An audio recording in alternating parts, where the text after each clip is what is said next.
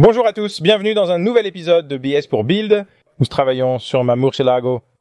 C'était une Murcielago très accidentée. Elle a été vendue aux enchères à un de mes spectateurs qui a finalement décidé que c'était un projet trop ambitieux pour lui et me l'a revendue. La Murcielago, la moins chère jamais vendue dans le monde, est entre nos mains en ce moment et c'est notre construction salon de l'équipement du marché de l'automobile 2024. Ce sera une Lamborghini Murcielago Cyberpunk à large carrosserie. Et c'est tout. Nous avons environ 30 jours jusqu'à salon de l'équipement du marché de l'automobile et cela ressemble effectivement à une voiture qui fonctionne. Donc, wow, une énorme libellule. En tout cas, désolé pour la distraction. Donc, nous avons une voiture qui ressemble plus à une voiture que d'habitude 30 jours avant. Mais je suis très inquiet car la fabrication a une semaine et demie de retard et la création de panneaux de carrosserie et de kits de carrosserie a une semaine de retard. Donc, nous devons faire de notre mieux pour rattraper le retard et pour cela, nous devrions commencer à travailler. Voici sur quoi je vais commencer à travailler. Je voudrais mettre l'accent sur l'arrière de cette voiture pour cet épisode. J'aimerais faire autant que je peux. J'ai commandé des matériaux pour de nombreuses fonctionnalités à construire. Et si je commençais à travailler sur cette fonctionnalité maintenant, 3 énormes trous béants à l'arrière de la voiture, ce que vous voyez sur ma table ici, c'est ce qu'il reste du pare-choc arrière de la Lamborghini après cet énorme accident dans lequel elle a été impliquée. Je veux récupérer la pièce centrale pour construire une sorte de panneau de remplissage. J'ai donc marqué quelques bords et je vais aller de l'avant et couper cela avec la meuleuse et une scie réciproque. Et j'ai trouvé ce drôle de plastique bleu qui fait d'une manière ou d'une autre partie du processus de création là-bas en Italie lorsqu'ils fabriquaient cette voiture à l'époque. Ils ont utilisé beaucoup de plastique bleu pour construire cette pièce, faire et coller les moules entre eux. Je n'ai aucune idée de pourquoi ce plastique bleu serait coincé ici, mais il était absolument partout. Vous pouvez voir combien il y en a sur la table. Là, j'ai eu ma part de panneaux coupés, du pare-choc arrière, et je veux mettre la grille ici pour que je puisse tester le panneau de remplissage avec la grille qui va sur ce que j'appellerais le couvercle du coffre, le couvercle d'échappement du moteur arrière. Pour y arriver, je dois tailler les côtés. Je vais lui faire une coupe rapide sur les côtés pour qu'il s'adapte. Alors, je vais le boulonner, et j'ai remarqué que mon panneau de remplissage est un peu large. Donc, je vais lui donner quelques marques pour le guider et lui donner le vieux coup de hache.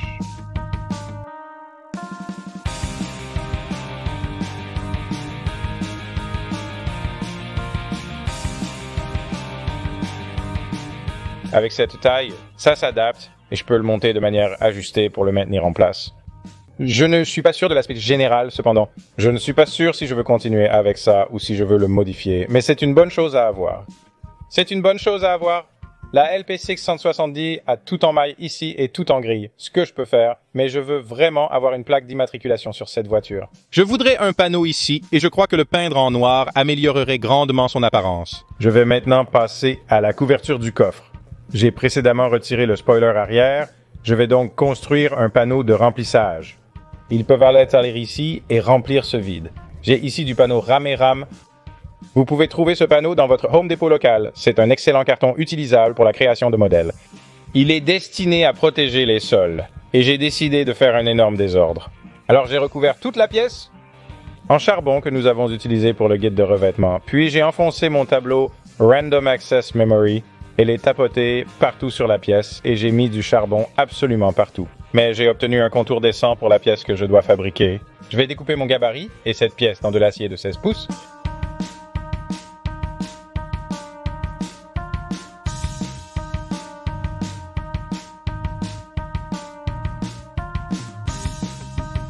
Après avoir coupé l'acier, la pièce présente une courbure. La pièce entière a une courbure et elle devient plus agressive sur les côtés. Donc, je dois la courber un peu au milieu, mais pas trop, et beaucoup plus sur les côtés. Je n'ai pas de machine à cintrer sophistiquée, donc j'utilise simplement ma main et un étau et quelques autres choses, et je vais simplement forcer sur cette chose jusqu'à ce que je l'ai courbée correctement. Et c'est cool, mais je dois construire une sorte de support. Et je pense que pour faire cela, je préférerais le scanner en 3D, imprimer le support en 3D, puis je peux visser cette pièce sur le panneau de manière sûre et sécurisée plutôt que de construire des supports sur mesure. Un scan et une impression 3D seront la solution idéale. Je vais donc me concentrer sur le diffuseur. J'ai un design du diffuseur sur l'ordinateur que Brad Builds a conçu.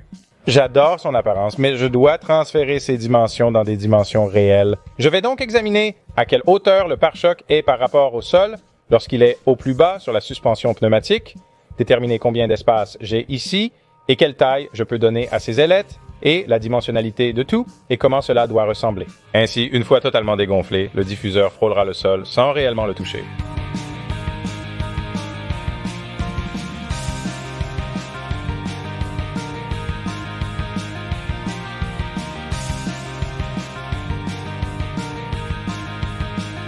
Maintenant, j'ai un plan d'action et un croquis pour chacune de mes ailettes et ces ailettes sont réfléchies, ce qui donne 4 ailettes pour les diffuseurs et les parties plates sont vraiment faciles.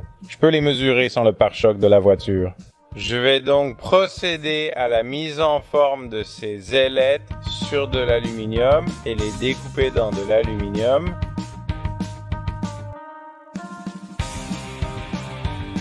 Avec les ailettes découpées, il est temps de commencer à travailler sur les surfaces plates.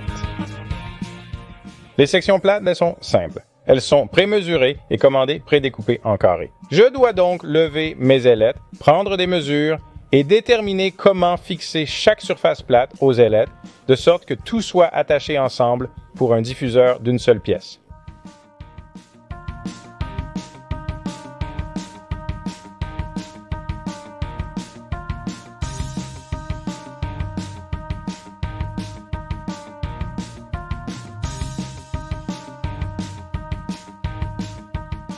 Pour que cela fonctionne, je dois introduire un angle dans ma surface plate, donc mon ailette ne sortira pas parfaitement droite de la voiture. Je veux suivre la ligne de carrosserie inclinée de la Lamborghini depuis le pare-choc arrière, puis aller tout droit et y donner un coup de pied. Fait amusant, si vous regardez ici dans la relecture, au ralenti, en accéléré, le pare-choc entier vient de tomber directement sur moi et sur le sol. Donc maintenant que j'ai une surface plate multifacette, cela va rendre tout cela beaucoup plus difficile à construire, mais ce sera la façon dont cela semble être le meilleur. Donc, je dois prendre ma nageoire et l'autre nageoire et je dois les plier pour correspondre à ma surface plate. Et avec ces éléments pliés exactement de la même quantité, tout commence à bien s'adapter et à se serrer très bien. Donc, je vais aller de l'avant et lui donner un point de soudure. Et malheureusement, le soudeur fonctionne comme de la merde en ce moment. Et je ne suis pas vraiment sûr pourquoi, mais en cas de doute, ajoutez beaucoup de soudure. Avec tout cela en place au centre où je veux qu'il soit, les faces extérieures sont un peu plus faciles, car je peux le poser sur ma nageoire angulaire multifacette et tracer en dessous. Ainsi, je peux découper une silhouette précise de la nageoire dont j'ai besoin pour l'ajuster parfaitement à ses angles, à moins qu'elle ne soit rétrécie. En réalité, dans ce cas, il y aura encore plus de rognage à faire. Nous l'appelons le réglage fin. Maintenant que j'ai découpé les plats pour refléter les ailerons, c'est un processus assez simple qui consiste à coincer les plats entre les deux ailerons et à leur donner une bonne vieille soudure. Le soudeur fonctionne beaucoup mieux maintenant. Il s'avère que ce qui se passait, c'est que mon câble de terre était un peu vieux et se détériorait, mais heureusement, 6 $ chez Harbor Freight peuvent vous procurer un nouveau serre-câble de terre et il fonctionne tellement mieux après ça. Je vais donc aller de l'avant et couper l'arrière de ceci pour qu'il ne soit pas plus long que l'arrière du pare-choc, pas plus long qu'il ne le faut.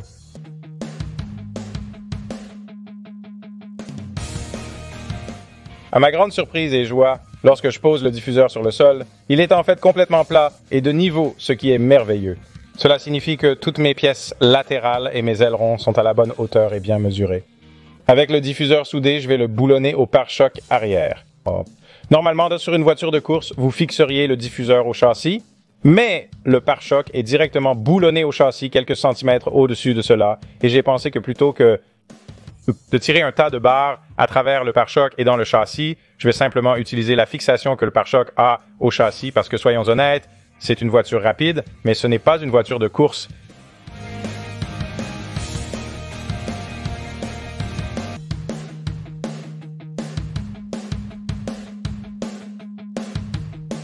Salut les gars, c'est le lendemain. Hier soir, j'ai remis l'aileron sur la voiture, je l'ai regardé et c'est un aileron bien fait. Je suis satisfait de sa construction, mais je ne suis pas sûr d'être super content de la façon dont j'ai exécuté le design. La seule chose que je n'aime pas vraiment, c'est que celui-ci est tellement incliné, il donne presque l'impression que tout sort et s'évase comme ça, alors que j'aime un diffuseur qui est plus droit avec le design. La voiture fait aussi ça maintenant, non? Il sort comme ça, mais celui-ci est à un angle plus raide. Donc il va en fait un peu dans ce sens le long de la voiture. Je pense que je l'aimerais plus en allant dans ce sens le long de la voiture, mais je ne suis pas sûr à 100%. Je vais me calmer un peu et continuer à regarder pour me faire une opinion. Je suis obsédé par l'idée de régler l'arrière de cette voiture. Je pense que nous devrions ensuite travailler sur nos feux arrière. Voici nos feux arrière imprimés en 3D. C'est la version 5 de mon design original de feu arrière que j'ai commencé probablement il y a 5 semaines.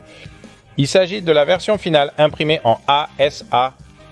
J'ai essayé de l'imprimer en super haute résolution à une hauteur de couche de 0,1 mm, mais ma petite imprimante 3D ne voulait pas vraiment faire ça, et elle continuait à casser le filament dans la tête, ce qui a causé beaucoup d'échecs.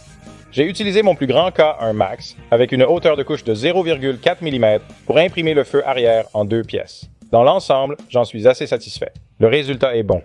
Je soude ces pièces en plastique ensemble pour une pièce que je vais vraiment utiliser, donc je dois la finir entièrement. La stratégie de soudage du plastique entre en jeu. Ce qui fonctionne le mieux pour moi, comme vous pouvez le voir sur ma table, c'est la colle Gorilla. C'est une colle à base de polyuréthane, je crois. Donc ce n'est pas une colle à base d'eau et elle fonctionne très très bien avec les plastiques. J'applique le ruban sur la couture, puis j'utilise le soudeur de plastique pour faire des points de soudure à l'arrière de la pièce. Et je ne fais pas de soudure plastique sur le devant de ma pièce du tout pour l'éloigner de tout type de déformation ou de bizarrerie comme ça. Les points de soudure fixent les pièces, puis la colle agit et une fois sèche, l'ensemble est solide. Le ponçage sur l'ASA est bien meilleur que sur un PLA. C'est un matériau beaucoup plus résistant, mais il est un peu plus fragile, mais il est plus dur, donc il se ponce beaucoup plus proprement. Donc je vais commencer à poncer cela et commencer avec du grain 80 sur ma ponceuse orbitale avec tout ce que je peux atteindre, puis je vais utiliser mon outil triangulaire à tête vibrante multi-usage pour poncer dans les endroits difficiles.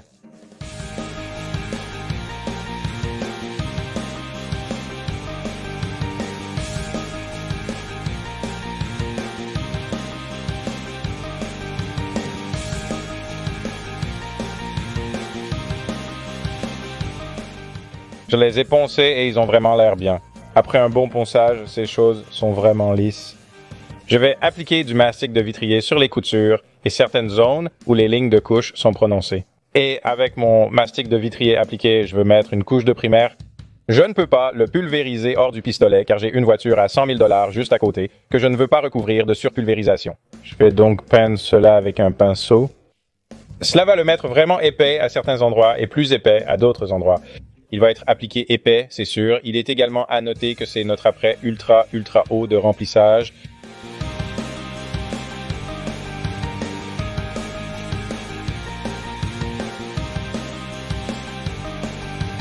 Avant de poncer, j'applique une couche de guide, puis reponce avec un papier de verre de 220 grains sur l'orbitale.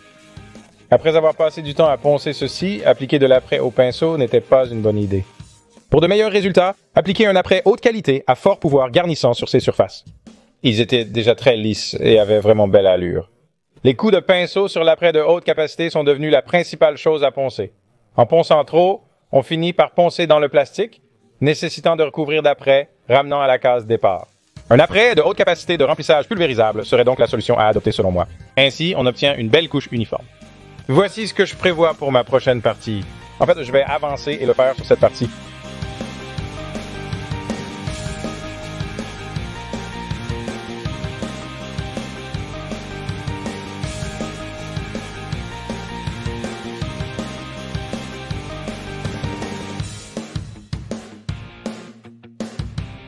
Maintenant que j'ai poncé les deux, j'ai besoin d'une surface plus lisse que celle-ci, donc je dois ajouter plus d'apprêt que je peux poncer plus doucement.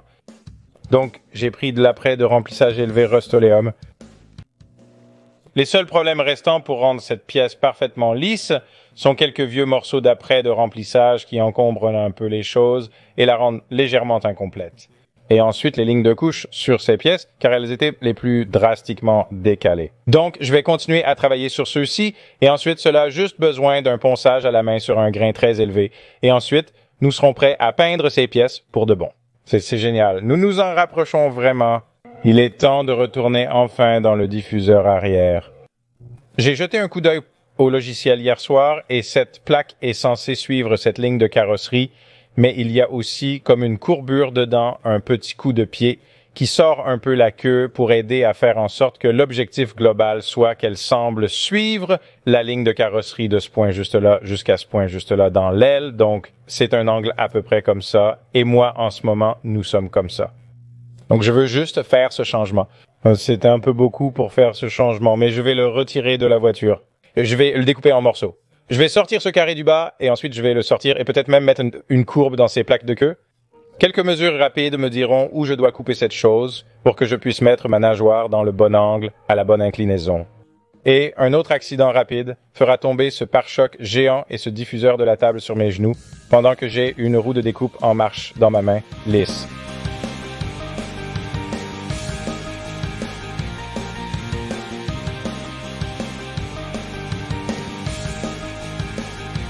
Un avantage est que les nageoires sont entièrement réutilisables. Je peux couper les soudures et les poncer jusqu'à ce qu'elles soient lisses. Personne ne verra la différence car je soude au même endroit.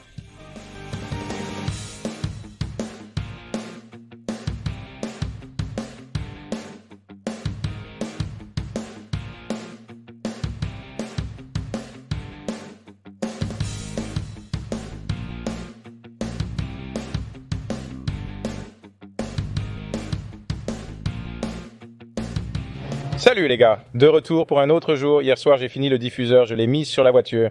Je suis ravi. Laissez-moi vous montrer. Ne vous préoccupez pas du matériel. Les gars, c'est juste ce que nous avions. On peut l'avoir rapidement. J'améliorerai le matériel et les supports plus tard. J'envisage d'imprimer en 3D un design sympa.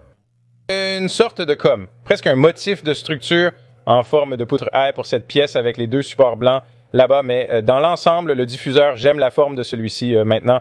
C'est super bien, donc il se rétrécit au centre là. Poursuivre comment la voiture se rétrécit. Et puis quand on sort ici, cette ailette, ou peu importe son nom, suit précisément la ligne de carrosserie et du pare-choc arrière en descendant. Donc en réalité, ça ne ressemble pas à ça. Quand vous le regardez de côté, mais c'est en fait là où se termine le pare-choc arrière et je suis ravi de l'apparence. Donc ça valait la peine de prendre le temps supplémentaire pour faire ça et ça a bien tourné. Quelque chose qui n'a pas très bien marché. Après, à haut remplissage Rust-Oleum. Ce truc est nul. J'ai essayé de le poncer ce matin. Je lui ai donné toute une journée pour sécher. J'ai essayé de le poncer ce matin et il encrasse immédiatement mon papier de verre. Le même problème que j'ai eu avec avant. Je déconseille l'après à haut remplissage Rust-Oleum. Je ne l'utiliserai plus dans mes projets. Je dois maintenant utiliser beaucoup de papier de verre car tout va s'encrasser rapidement. Je vais poncer à la main pour que tout soit bien lisse et nous pourrons envisager une peinture. Je ne plaisantais pas quand je parlais de cet après en spray étant absolument nul. Et les gars, je ne recommanderais jamais l'après haute densité Rust-Oleum ou l'après Rust-Oleum sur aucun de vos projets. Des marques comme YouPool, Search Engine Marketing, je ne sais pas, je suis sûr qu'il y en a des millions là-bas. Une bonne boîte d'après haute densité va vous coûter environ 20 $ ou plus par boîte de nos jours. Pour une boîte aérosol, vous pouvez l'acheter moins cher dans un tribunal, un atelier de carrosserie ou ailleurs, et la pulvériser avec votre propre pistolet. Évitez le chagrin, n'utilisez pas le Rust-Oleum.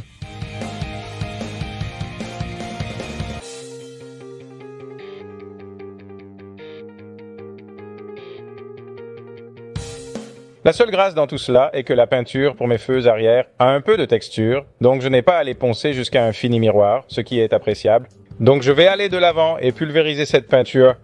C'est une peinture de marque Rust-Oleum, croyez-le ou non.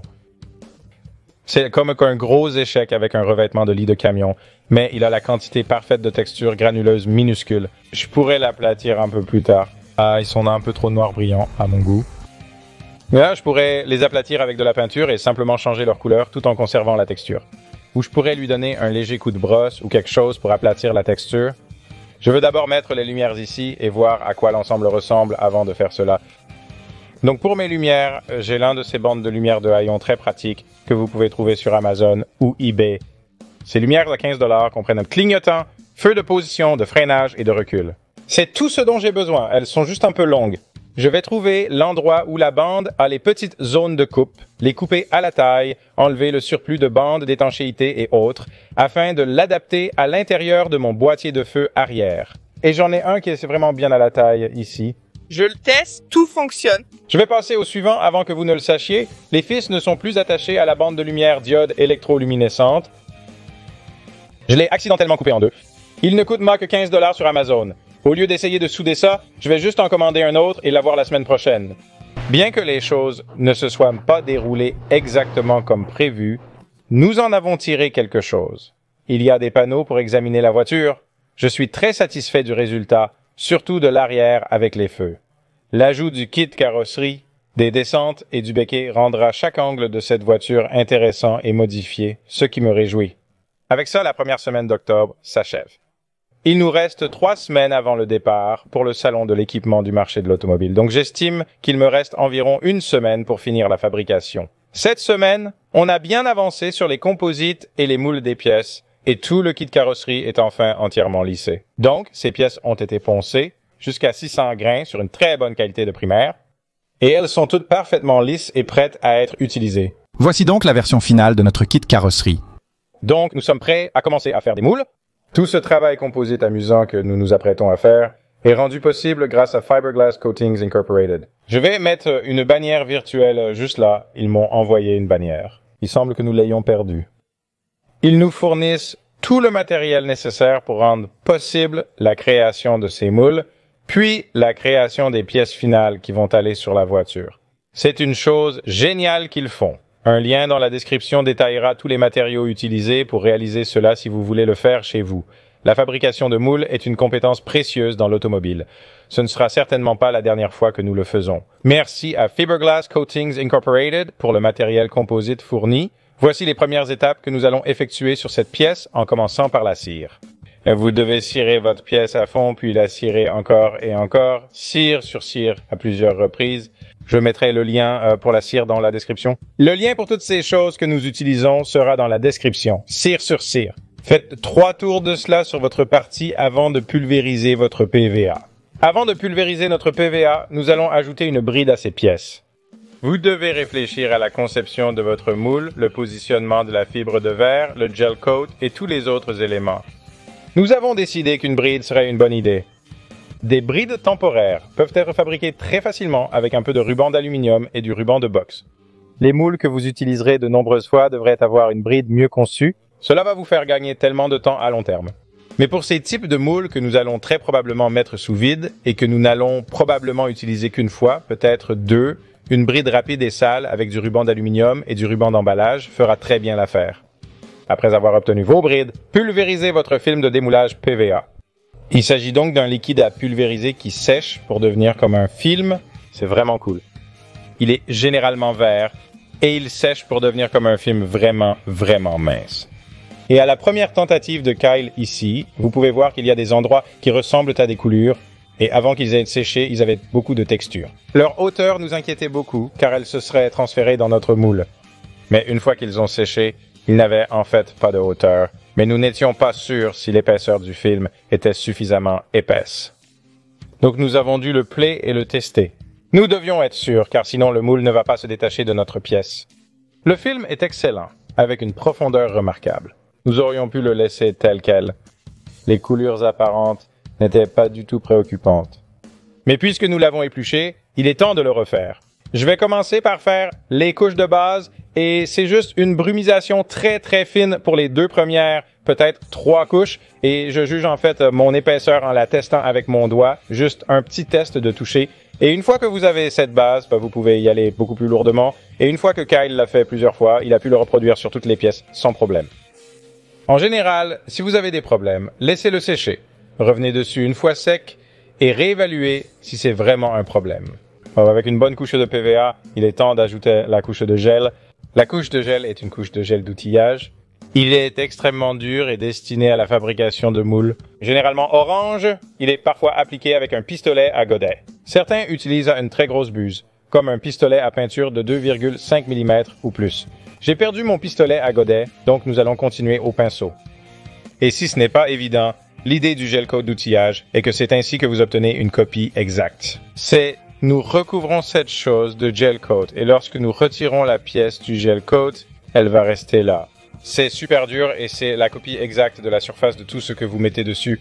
Et pour que nous atteignions la bonne spécification d'épaisseur, qui je pense est de 20 millièmes de pouce, mais encore une fois, vérifiez toute fiche technique sur ce que vous utilisez. Nous avons appliqué 2 couches au pinceau. Sur les plus grandes pièces, nous utiliserons un rouleau pour appliquer rapidement et répartir le gel coat, mais il sera appliqué un peu finement. Parfois, nous devions ajouter des couches.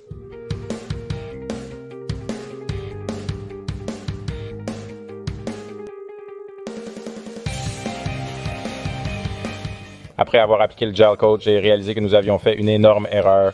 Ces pièces imprimées en 3D sont épaisses, avec une saillie, un bord, une falaise. Appelez-le comme vous voulez. Et nous n'avons pas mis assez de cire là-dedans. Nous aurions dû fileter le tout avec de la cire contre notre bride pour un angle d'environ 45 degrés. Et il y a du PVA pulvérisé dessus, mais ça ne va pas suffire. Ils adhèrent très bien, mais ne sont pas une pièce de carrosserie finie. Ils n'ont pas de mastic de carrosserie dessus. Il a toutes les différentes lignes de couche, et ce gel coat va se loger dans chacune de ses fissures et crevasses, et il ne voudra jamais lâcher prise. Nous allons utiliser du mastic de carrosserie renforcé de fibres de verre pour ébarber cette arête, cette falaise, afin de l'amener à environ 45 degrés. Cela va aider notre fibre de verre lorsque nous la mettrons sur la pièce. Cela va l'aider et en fait faire une connexion avec cette arête d'une certaine manière, parce que si vous avez une arête vive à 90 degrés qui descend, et puis une autre arête vive à 90 degrés qui va dans votre bride, la fibre de verre va simplement enjamber cela. Elle ira de la pièce à la bride et elle n'obtiendra aucune de cette falaise qui est l'épaisseur de la pièce. Nous n'avons pas besoin de l'épaisseur dans le moule, car nous n'essayons pas de créer des pièces super épaisses. Il peut être coupé et pourrait devoir l'être pour détacher ces moules des pièces. Une fois fait, nous commencerons à ajouter la fibre de verre. La première couche de fibre de verre doit être une fibre de verre plus légère qui aide à correspondre vraiment à la définition du gel coat et à obtenir une couverture complète partout sur le gel coat. Si le gel coat n'est pas renforcé par la fibre de verre, il risque fortement de s'écailler et de se briser.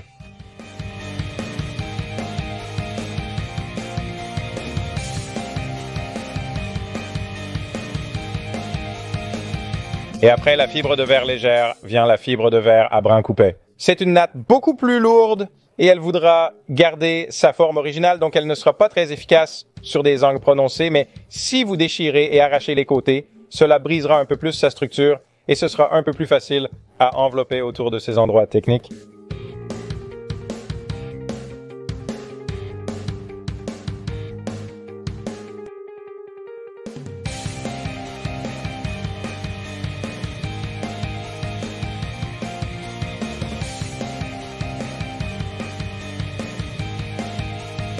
Après 2 couches de natte à brin coupé, les moules sont prêts à durcir et terminés.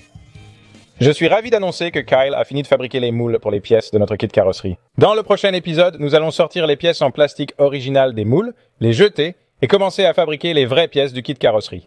Je suis tellement excité. Alors assurez-vous de regarder cet épisode où nous allons pouvoir sortir ces pièces des moules et voir un peu ce que nous avons créé, nos premiers moules de kit carrosserie pour notre propre kit carrosserie très personnalisé. Ça va être excitant. Si vous ne voulez pas le manquer, assurez-vous de vous abonner et de sonner une cloche et vous serez alors notifié. Merci beaucoup à vous tous d'avoir regardé. Merci d'avoir été à l'écoute.